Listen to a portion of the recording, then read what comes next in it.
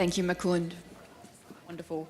Thank you for making us take an outward view rather than being so inward-looking. And we heard this morning from Chris Bowen, in fact, I think the term he used when he was speaking around these types of issues with trade is it's a big ship to turn.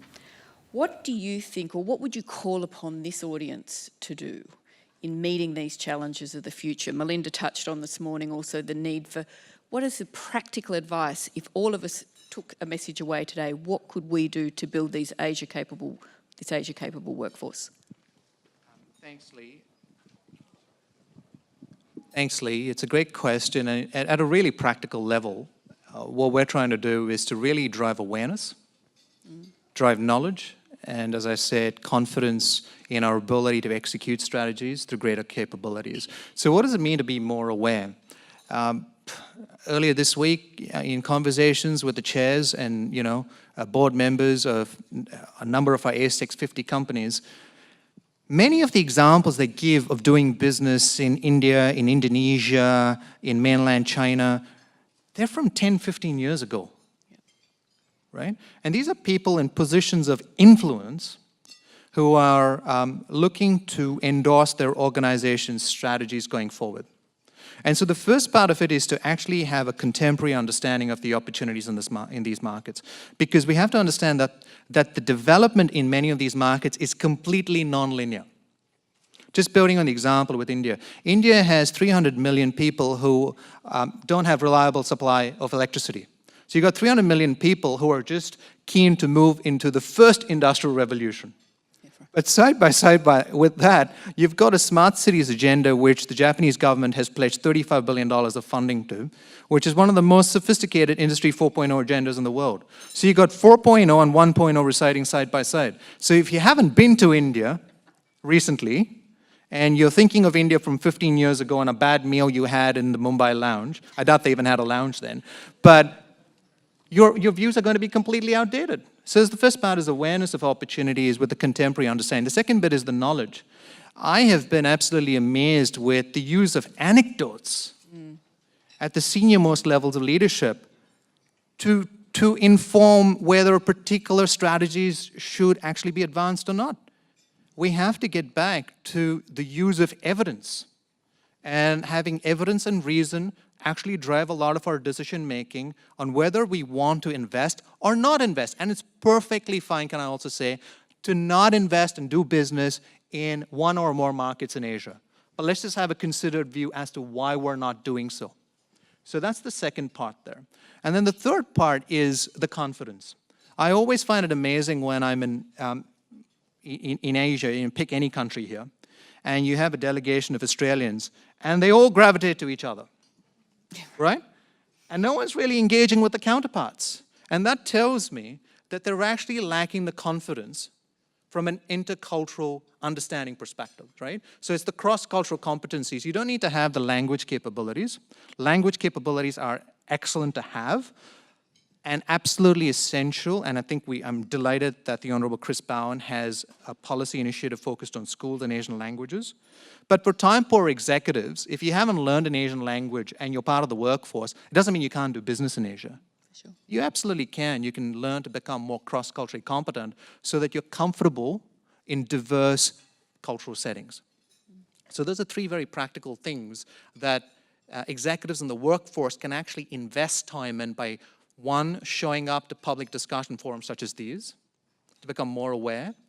Two, investing the time to ask the questions which will drive evidence-based decisions. And then three, investing in developing cross-cultural competencies in particular. Thank you. All important issues. And I'm just going to open it up to the floor for any questions. I'm sure there are many. As you know, if you wouldn't mind just mentioning your name and where you're from and raising your hand, that would be appreciated. Just while we're potentially waiting for that first question, I just wanted to come back to the federal government and just ask, really, what do you think policymakers and indeed industry representations need to prioritise in this next term of government? What should indeed those priorities be? So I think at a Sorry. So I think at a federal level, I have to highlight that actually both sides of politics have actually made a real effort around Asia engagement. Actually, one of the things that, yes, there are specific initiatives that, one can always judge their merits on, but if you look in terms of intent, Yep. government, both sides of politics here, have actually been exceptional in committing to our engagement with Asia. So if you think of the current government and their New Colombo plan, it's an absolutely outstanding platform for soft diplomacy. It's going to fundamentally shift the structure of our workforce.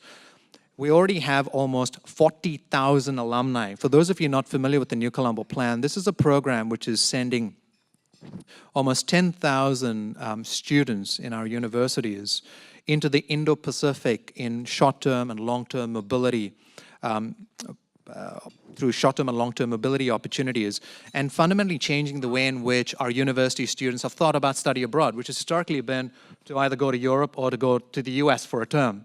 And we already have, and we will have at the end of this year, 40,000 alumni. Now think of these students who've large number of them have also done internships while they've been in China and India and Singapore, entering the workforce. One of the first things they're going to ask, and we've engaged with a number of them on return, is they're going to ask the organizations they're joining, what is your international strategy? Where does Asia fit in? Sure. So there's been, some great initiatives from the current government.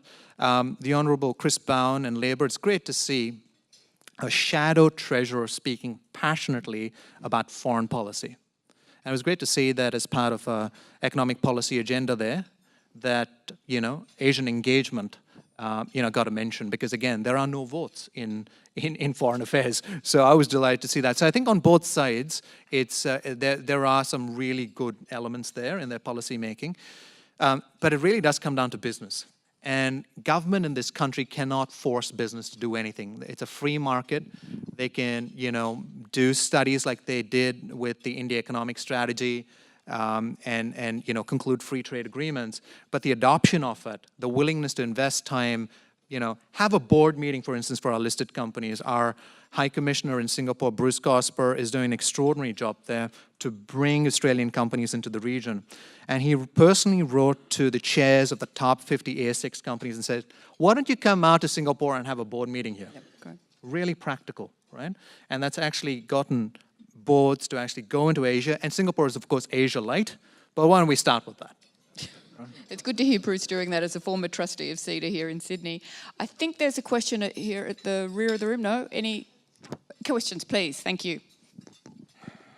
Just again, a reminder to state your name and where you're from. Hi, Jessie Kelly, CSIRO. You're going to have to stop using light blue boxes for your slides because I couldn't read your white words. Sorry. I want to know, can you tell me more about the export services sector into the future? So what does the makeup of that look like, or what should it look like? And how do you see us getting there? So, sorry, just to clarify, that's export services sector? Yeah, so you're saying into the future services should make up a large part of export. If we were going to increase export, we should also increase services as part of that, or that's what I understood. And then I'm wondering if you can give me some more detail about what is in that sector, in the services export sector. And that might be covered by your last slide, but maybe you could give some more detail about specifically what we should export, when, and what the majority of services that are desired would be. Okay, well, thanks for that. So I'll respond in two parts. The first is services sector, includes, for example, financial services I mentioned. We've got our banks, several of our banks have been in the region, and some of them, yes, have decided to actually retreat in certain business areas, but are still quite strong in other areas, for instance, in institutional banking. So we have all four of our banks that have some level of exposure to Asian markets. Our insurance companies, our funds management sector, superannuation funds, our fund managers, and others. Healthcare is a huge area, healthcare and aged care, huge opportunities. Professional services, here I'm speaking about the accounting firms, the consulting firms, the legal firms, the engineering construction firms, many of whom already have a presence in Asia, significant opportunities. So there are a number of areas within the services economy, recognizing, as I said, that services makes up 3/4 of our economic performance. And 9 out of 10 jobs are in the services sector. So there are significant opportunities in services with across Asian economies. The other point that I want to make is that we proposed a couple of years ago for a trade and value-added approach when you think of services. Because when we think of services, quite often we stop in this country at, I should mention the two big flagship area of services, international education and tourism, at which we're exceptionally strong, with even greater potential. But those are examples of direct exports of services. And when we think of services, we like to think of it at 3 levels. One is the direct export of services like international education, international student recruitment. That's a service that leads to students coming here and generating income for our country and for our universities. The second is services embodied in the production of goods, and also in the delivery of commodities. How do we get our iron ore from pit to port? It's because of world-class construction and logistics services. And if we were to decouple the value of those services, you would then start to understand the true value of services to actually deliver even on goods. And then the third one is services through foreign affiliate sales. So if we have a bank that's offshore and that's invested, its sales as well should actually be captured because it's the sales of the services economy. And it's the total value of all those 3 categories of services that gives us the total value of services trade. And on that basis, the services trade is actually likely to be greater than both our mining and agricultural trade. So we don't actually reflect the real value of services even in our trade today. Thank you. Question up here at the back. Thank you. Hi, I'm Raymond Fan from the Hong Kong Economic and Trade Office. Manu, how are you? Thank you for a very expert advice on a lot of things doing business in Asia. You mentioned a lot of countries, and I thought you have not mentioned Hong Kong and Singapore. You just mentioned Singapore, so I have to raise my hand there. I think in Hong Kong, there's 100,000 Australians living there and 600 companies there already. So maybe you think we're just already an extension of Sydney CBD. But there's a lot of things you just struck me as really intriguing is a lot of people make their business decision based on anecdotes and not on facts, not on statistics. So how AsiaLink and other people can actually bring the facts and the latest information to the Australian business and the politicians also on how to, in a way, make sure they actually are based on something tangible and something actually sustainable and verifiable. Because a lot of the times, the facts are not like secondary. Raymond, great question, and my apologies for not mentioning Hong Kong. It was totally unintended. So from a Hong Kong perspective, we do spend a lot of time informing the workforce and in particular enterprises about opportunities with that market. And I'll give you one very specific example, right? So Raymond, I've spent quite a bit of time at the Hong Kong Science and Technology Park. And I'm delighted about the plans with the Lok Ma Chau Loop to build a park which will be several times the size of HKSTP. HKSTP, for those of you that don't know, in my opinion, I graduated from MIT, I lived in Kendall Square. HKSTP is every bit as good. It is an absolutely extraordinary park that has attracted universities from all over the world, including the very best US universities like Princeton, which has arguably the best undergraduate engineering program in the US, on par with Caltech and MIT, has decided to establish its international R&D base out of HKSTP because it wants to really target and exploit opportunities in the Asia-Pacific region by doing collaborative research with large multinational companies. And one of the unique things about HKSTP is that it actually has a larger number of medium-sized enterprises than it does large multinational enterprises. So they've got this extraordinary balance of large enterprises, multinational enterprises, medium-sized enterprises, all working together with international universities to commercialize ideas and products and services and take it into the mainland in particular because you've got this extraordinary consumer base there. That's just one example, and it's one that we like to use extensively as a case study, in particular when we run programs and workshops on how do you actually commercialize Australian products and services into the region. Thank you. There's a question here down the front. Thank you. Oops. Michael Broadhead from Folk. Thank you very much for your presentation and insights this afternoon. We heard earlier from Neville and Chris Bowen discussing the state of the Australia-India relationship when the Shadow Treasurer was talking about developing Asia-relevant capabilities. He mentioned that in 1972, more Australian kids were learning Bahasa in the classroom than today. And I remember it well. I was one of them at the time. Indonesia seemed to loom much larger in terms of relative importance in trade and tourism and defence. So I guess my question is the Australia-Indonesia relationship and our connections where they need to be today? Do we need to be thinking about something like an Indonesian engagement strategy in a similar manner to the Peter Varghese strategy that you mentioned previously? So it's a great question. I'll start by answering the last part first. My view is that we actually should have an economic strategy like the Peter Varghese India economic strategy. For those of you that are not familiar with it, it's a 504-page document that sets out a 20-year narrative, which is extraordinary long-term thinking with bipartisan political support. I don't think there's any other initiative that has reflected either of those two attributes together. And so I actually think that it's a fantastic idea to have a similar report done with Indonesia as well.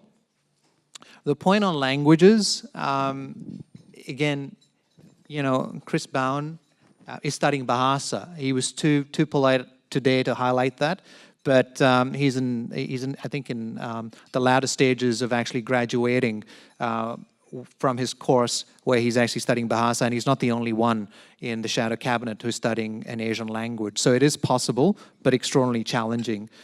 In terms of our engagement with Indonesia more broadly, there are actually significant pockets of engagement. So notwithstanding the study of Asian languages not being strong, there's a fantastic sister school relationship through the Bridge program with Indonesia. I recommend that you have a look at it, which is one of the flagship programs of DFAT with the Asia Education Foundation, which drives real understanding between schools, in both countries, really deep intercultural understanding. From a business perspective, if IA-CEPA is signed in the next couple of months, that will make a dramatic difference.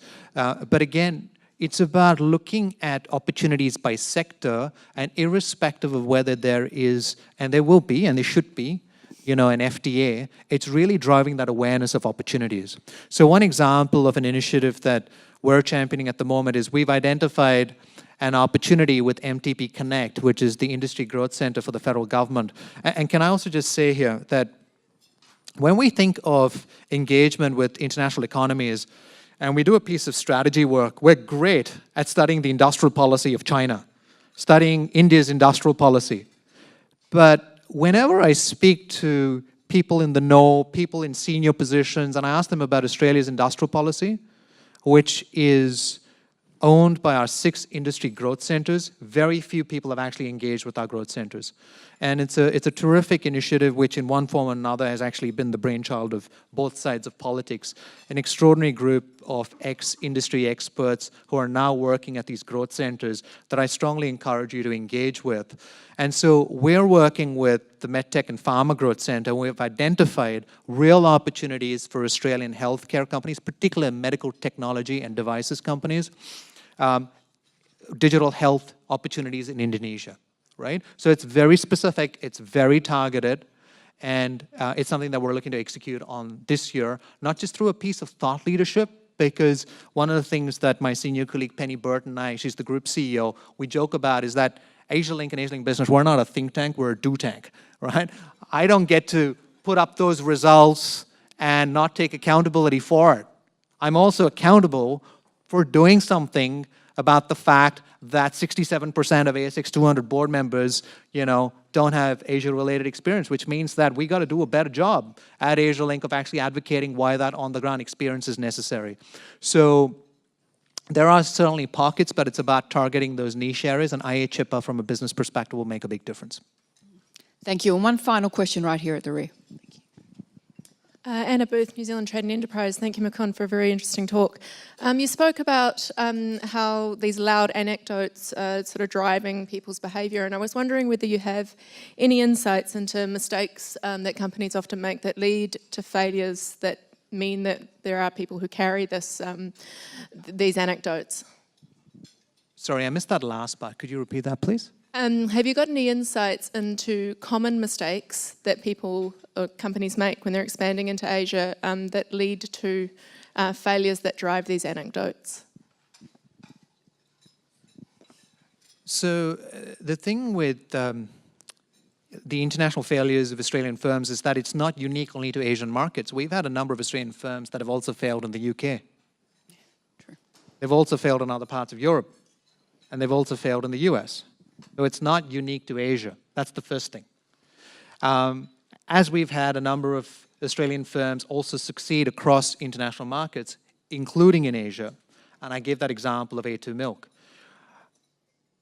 I put up a slide which highlighted the pathways to success. And those pathways reflected the sorts of things that we have to start doing that we perhaps haven't done, especially in those instances where we've not been as successful, right? And one of those elements is actually moving away from anecdotes. And a lot of the anecdotes, one, are driven often by outdated experiences, and two, driven by public sentiment. So we also have to be conscious of public sentiment, media reporting, questioning the quality of reporting to actually stop and say, okay, is there a bit more here that is reflected around the success or failure of this organization beyond a 700-word op-ed, which is likely to be the case if it's a multi-billion-dollar investment. So it's about actually going to that next level of detail, which can then actually inform more evidence-based decision-making, which is what we'd really like to see. Thank you, Mukund. Mukund, I knew that your address today would not disappoint, and thank you for drawing all of our attention into the room on our awareness of opportunity. We are in the most ideally placed part of the world for this next era, and your practical insights, the suggestions around pathways to success, I think have given all of us in the room something to take away. It is an exciting time for all of us, you've heard, to go and have your board meetings in Asia. The call has been made, so the first practical step you can implement is in fact doing so. But Mukund, again, thank you for your time. Ladies and gentlemen, our economic and political outlook does contain a number of chapters around the international environment, and I encourage all of you to take a copy away with you today. But in closing this afternoon, could you please join me in thanking Mukund for his time?